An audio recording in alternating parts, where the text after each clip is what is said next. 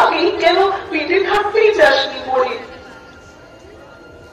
বাবা বলল, আপদ একটা, ঘাড়ের বোঝা, কন্যাদায় দিনে দিনে বড্ড বাড়ে, পাত্র দেখে দাও বিনা।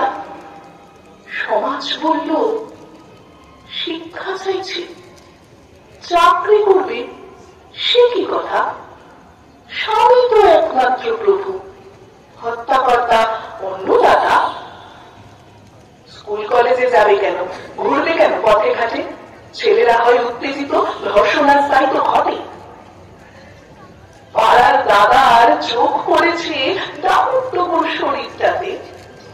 কি করবে সে, কোথায় যাবে, এসব কথা বলবে কাকে? সবাই দেখছে শুধুই শরীর, দেখছি না তার মধ্যে মন। আজন্মকাল ঘরে বাইরে চলতে থাকে নির্যাতন।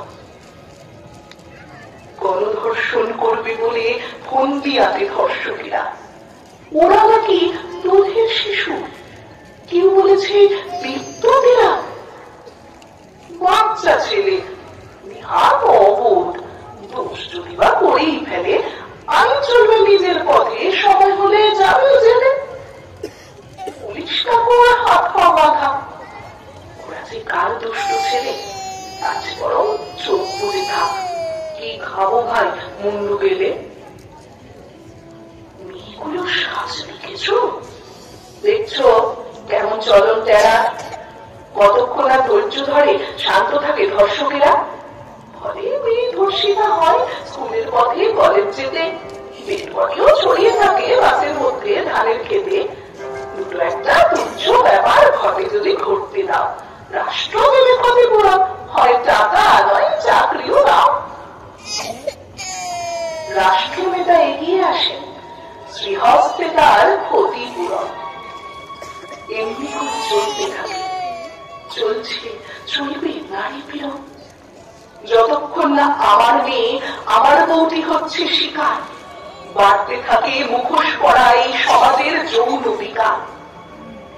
মিডিয়া তার খাদ্য পেয়ে লাফিয়ে পড়ে ক্যামেরা হাতে, ব্রেকিং নিউজ ফাইট নিয়ে সারাটি দিন যাবর তাতে। সমাজতত্ত্ব মনস্তত্ত্বের বিশেষ বিশেষজ্ঞ ধরে যেন দারুণ মজার খবর পৌঁছে দিচ্ছে ঘরে ঘরে। পরের দিনই মৌন মিছিল, মোমবাতি আর ফুলের তোড়া। কে জানে সেই দলেই হয়তো লুকিয়ে আছে ধর্ষকেরা। চাপে পড়ে চাকরি নিয়ে ফিকিয়ে আসে উত্তেজনা, হয়তো পরের দিনই আবার শিকার হচ্ছে আরেকজনা। আহা উহু করতে করতে সকালবেলার কাগজ পড়ে একটা দুটো মানুষ কেবল বোকার মতো ভেবেই মরে।